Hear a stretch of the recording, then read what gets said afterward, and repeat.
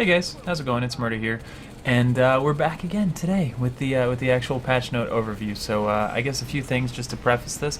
If you haven't seen it already, I made a video yesterday, really in-depth preview on all of the things coming both this week and some things that got pushed back to next week in the Infill update as well as the Valentines update. So go ahead and check that out if you haven't. It's like 35 minutes long, but down in the description right on top I put a bunch of timestamps to link through to different spots. So if you don't care about one thing, you can skip over it, or if you're looking for just my thoughts or demonstration on one thing or another, you can go directly to that. So do check it out. I will put a link to that in this description as well. Speaking of some things that we didn't see in the actual patch today, I think it's mostly just the sniper rifles that got pushed back to next week for additional tuning and things like that. So both the NS sniper and the Empire-specific snipers, which were kind of in a not-so-finished mode on the test server in my preview video yesterday, are not here in the patch today. They will be released, I believe, scheduled for next week after some additional tuning. So if you have any feedback on those, continue to give them while they still might have a chance at influencing how they come into the game. Only other thing that isn't in right now, but might be by the time you hear this or listen to it, view it, whatever, is the the Valentines bundles that we talked about, as well as some of the camos that were causing issues in the depot. They are not there right now, but they do plan to get them in game as soon as possible. So it might be later today, it might be a hotfix tomorrow morning, but they aren't there right now. And Taylor did tweet that if you were interested in buying them, you might want to hold off on making purchases of items that were included in that bundle, because they do plan on getting them back out as soon as possible. So just a heads up on those fronts, that you've got, that stuff to still look forward to. Perhaps a word of warning, so you don't buy yourself a bunch of individual items and then the bundle comes out tomorrow. But that's what that looks like. We're going to go through the actual patch notes, and I'm just going to, have the gameplay in the background in VR. Hopefully all of the explosions and gunshots aren't too loud. I actually turned it down slightly because a lot of people are testing out the new stuff. So hopefully this is a lot more brief than the video yesterday. At least that's the idea. So right off the top, the lost bonus membership certs for passive cert game have been restored. It will vary depending on how many you lost, and an extra percentage on top was granted to you as a thank you for your patience. I don't know if I'm just stupid or unlucky or whatever, but I didn't notice any sizable amount of new certs personally, and I know that I was affected by the bug at least a few times that I could tell. But I kind of checked my certs the other day, and I logged in today, and all I saw was plus 48. So maybe I'm wrong. Maybe they haven't completely gone out yet. I don't know. I know there was an issue with this that was causing the downtime to last extra long. So I don't know. Let us know. Do you have more certs? Did you precisely see how many you had beforehand, and can you tell us for sure that you did or didn't get any? Let me know in the comments. Also, the WDS points, there was some lost when they made some of those changes. Those have been restored, and I didn't actually get in to check this yet, but apparently they moved everybody to 1 point below the next tier. So if you were especially if you had already had silver, you could have gotten a huge bump all the way up to like 1999 out of 2,000 points for gold. So that's actually pretty cool for what it's worth. So be sure to keep an eye out on that. And before the week resets, which I assume is going to be tomorrow, you might want to hop in and get your 1 point at least to push you over to the next tier. As for the infill update, which is the bulk of this, there's new tools and new weapons and new suit slots, ability slots, everything. We're going to go down the line, I guess. Motion Spotter, Stalker Cloak, and Adrenaline Pump are first off here. How did I mess that up so bad? Okay, so Motion Spotter is replacing the sensor dart. I go into pretty big detail on it in the video, so do check that out. Same with all of these things. You plop it down. You can only have one down at a time. It emits a little bit of a light and some beams close up to it. Otherwise, it's pretty small, and you don't really know too much about it being there wherever you place it. You can't have more than one down at a time, though. Like if you go to place one, the first one will despawn. Oh, that's somebody else's. He's trying to troll me. Right? Yeah, I'm not crazy. Anyway, it emits the same basic radius as a sensor dart, but is stationary. You can only have one down at a time. So as such, it just basically covers a different niche It's really good for tower defense and point defense and things like that, and the added bonus of it is that it updates your map in real time, unlike the sensor darts.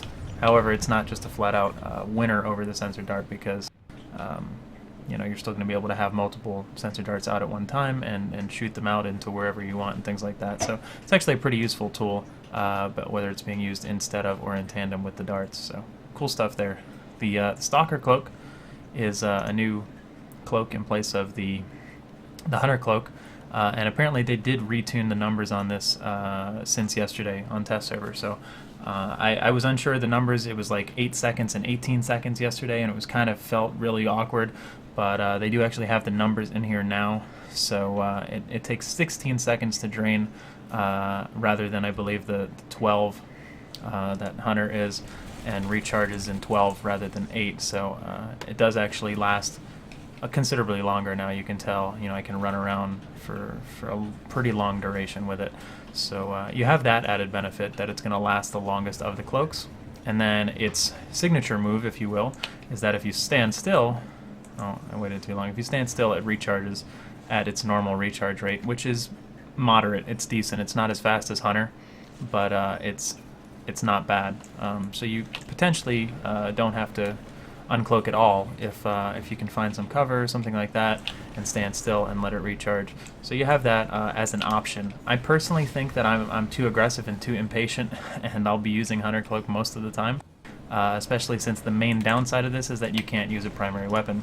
So you can have a primary weapon, but if you go to equip it, it just says primary weapon slot disabled, and you have to use, you know, your secondary or utility items instead and things like that. So it's pretty good, you know, for somebody who is comfortable with that role, wants to be a recon infill, wants to be a more conservative support infill, but it's a pretty big sacrifice for, I think, what is ultimately a little gain in practicality. But a lot of people like it. Some people think it's overpowered. So I don't know. What do you guys think? Be sure to let me know. Either way, it is, in fact, a viable choice of cloak. I know some people were thinking that I was saying that it's complete trash in the video yesterday, and that's not at all what I was saying. It is viable. It's just really not my style. But there it is for what it's worth, and they did retune the numbers today to make it a bit better even than it was yesterday. So as far as next on the list, we've got the Adrenaline Pump, which I actually already have equipped in here. It's basically the same as the Light Assault. I believe it's 10% sprint speed increase while you have it equipped. I personally don't think it's worth it over Nanoweave or whatever else you might run for an overall nominal benefit. But it is there if you want to get in, get out, and be super quick about your Infiltrator. This would be, you know, the fastest that you can move. It only affects sprinting speed. It doesn't affect strafing or actual movement or anything like that. So do keep that in mind. Beyond that, there's actually some new armor for infill, which I didn't go over in the video yesterday, and that is going to be under here. Like, in addition to composite armor, you've got a gold trim, which I can probably just change my camo so you can get an idea of what it's doing. Slight gold trim as well as alumifiber, and I'm playing NC, so obviously it's going to be different colors for the other empires. But it's pretty cool, and I think it actually looks even cooler with a yellowish camo to begin with. But that's cool stuff. It's not Lumifiber in the sense that you have to toggle it on. It's like the max Lumifiber armor from the Recruit Rewards, where it just is a little bit glowy, like you can see on my left arm there, to begin with when you have it equipped. So there's that. It actually does look pretty awesome in my opinion. And then there's the weapons. So I'm going to take off Stalker Cloak so I can use my primary weapon.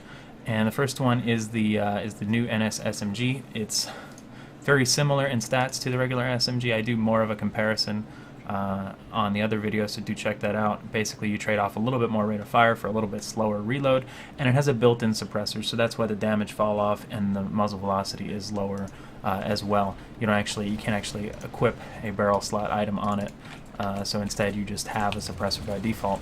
Some people like that because they run suppressors anyway. It saves them 100 certs, and for that matter, it is actually designed as being the most efficient way of using a suppressor, so I suppose that it actually sacrifices less downsides of the suppressor than if you actually had, like, you know, a typical 100 cert suppressor that you just threw on a gun.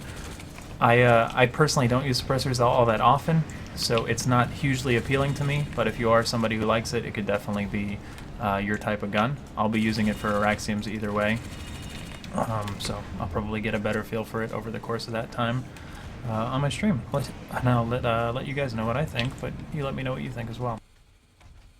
The other weapon is the crossbow. I'm using one of the Valentines versions. There's two Valentines versions, the Blackheart and the Heartstring, which are station cash purchases, along with the black and the gold typical NS that they do. And then if you just want, the regular one, this is the typical 700 station cash 1000 cert model. This is the only crossbow you can actually get for certs. But anyway, they all have the exact same stats. They are a secondary weapon, a pistol slot item usable by all classes, and they're very heavy hitting and very effective at range.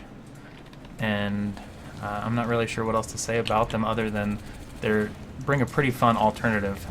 They generally will be a one-shot headshot, two-shot body shot. There is a somewhat significant drop, which makes sense for a crossbow, like you're trying to hit somebody way back there. But apparently they actually retuned it slightly. I think it used to be worse when it was first introduced on test. But that's just something to get used to. It is fairly accurate. It's not going to have like the DPS of a commissioner or an underboss, but it is a viable alternative compared to things that we've seen in the past, like snowball guns and flare guns and things like that. So it's actually pretty fun. It synergizes well with the Stalker Cloak info if you want, or you can just use it on any class if this type of gun is your thing. I personally like it a lot, and I'll be using it just for fun, I think, more than anything. Trying to go in order here. So that's the Hunter QCX. Is the normal version of it. There's also two different bolt types for it, the explosive bolt and the recon bolt, which I will show you. And then they talk about dark light flashlights down here, but I may as well do it now. So, okay. Here's the detect bolt and the explosive bolt. Explosive bolt's hard to show in VR because there is no splash damage in VR. Or maybe there is now. Interesting. Maybe not. Okay, so anyway, it has minor splash damage. It's going to do less damage to infantry, but in my experience, it was doing splash at about that much. It wasn't a huge splash range or anything like that. But take that for what it's worth. Maybe it's because it was a friendly target that it was splashing. I don't know. The wonders of VR and nanites. But it splashes to about probably that range if you're not in VR where there is no splash. The single target damage is lower. Obviously, it'll do more damage to vehicles and maxes, but not to the point where you're, soloing a max or a vehicle just because you have an explosive bolt on your crossbow. But if that's your thing, especially as an infiltrator who doesn't really have any sort of anti-vehicle capability right now, and you want a little bit more punch to the heavily armored targets, that's something you can go with. The detect bolt has caused a little bit of controversy. It's basically a weak sensor dart. It does extremely minimal damage, not anything you're really going to try to kill anybody with. But it's basically a really, really weak sensor dart. You can see the blips on my map when I shoot it into this column or over there or whatever. So it basically functions just like the Infil Recon tool, but the added benefit is that you can use it on any class. So that's kind of had some people up in arms, some others really excited. I'll leave that up to you, but that's how it functions. And it certainly could be valuable if you find yourself in an area where you don't have radar supplied from somebody else, but you're running heavy assault or something like that. You could basically forego the killing potential of your secondary weapon to have that recon ability. So that's cool. I guess we'll continue to go in order. Why not? I change my mind all the time. So this is something I actually didn't talk about because I didn't know the specifics on it, but they give a little bit more info on Cloak Improvements. So they reduce the cloak visibility when moving in all states except for sprinting. So basically, infils are a little harder to see when they're doing anything other than sprinting. So while sprinting retains the same visibility as before, the visibility will transition faster when changing from one movement state to another. So if you're still, or if you're running, or if you're sprinting, or if you're crouching, or whatever, it's going to transition faster. There was a bug that sometimes prevented the visibility state from updating correctly, so you'd be stopped and crouched, but you would still be more visible than you should be. And now cloak players are going to reach the lower visibility state faster after they stop moving, and crouching players will always enter the crouch state. So I don't really know the specifics on that. I guess it's a matter of testing it out some yourself. I don't know how well you can tell just in first person, yeah, you can see that was a little bit, okay, so now I'm less visible. If I'm standing, I'm a little bit more visible. I guess I need to let it regen. If I'm moving, I'm, you know, normal visibility. And if I'm sprinting, and I actually have some cloak, I mean, it's, like I said, it's really hard to tell, but that is there. It's been fixed where it wasn't fixed, so just as I personally like it. I always thought infills were too easy to see to begin with, but it's going to actually take some real playing to figure out if, you know, how big of a change it is or not. To counter that, we have the dark light flashlights, which I guess is appropriate to talk about now. So all previous flashlight attachments have been turned into dark light flashlights, and not only does it serve as a proper flashlight where you can see where it's illuminating, and other players, friendlies and enemies, can see where it's illuminating. If you happen to, you know, mouse over, or I think I have it on my crossbow. Okay, so this is what it looks like. And if you happen to move over, like if this guy was an infill, you would see them outlined basically in the what enemy, or rather friendly cloaked infills look like. The little blue, red, or purple outline is what they're going to look like. So if I'm looking at a VS and I'm an NC, when he's in my light beam, he's going to be outlined kind of like this guy is, but in purple. Actually, not quite as opaque even as that guy. So it's something to give non-infills or people who are hunting infills a little bit more of an edge. I'm not a huge fan of it. You can toggle it off with your toggle attachment button. Like you can see, this is this guy's basic area of don't enter if you're an enemy infill, because if I was, you can see it kind of with myself there, I'm becoming illuminated in blue as I enter it. So just a heads up to infills and non-infills alike, that's what that looks like, something you want to avoid or something you want to use depending on who you are. And what you're trying to do, as well as the fact that the base cloaking states have been tweaked a bit, hopefully, you know, for the better, but it's just a matter of time to see how it all plays out. There is also another change to EMP Grenades, which is awesome. This is something they always should have done, but much like in PlanetSide 1, they can now destroy both tank mines and anti-infantry mines, as well as C4, and taking it even a step further, to be able to destroy motion spotters, darts, whether they're from the crossbow or the recon detect device, and spawn beacons. So that's might be a little bit extra reason to carry EMP grenades as an infiltrator for that added group utility and support, or even just personal support, rather than having to kill things with your pistol or your knife or something like that. So that's pretty cool stuff. I like that. They made a few other changes to boosts that we knew about for a little bit now, which is pretty awesome. Squad boosts have returned to the depot, so you can actually buy, I believe it's only for EXP, not for resources, but yeah, you can buy EXP boosts.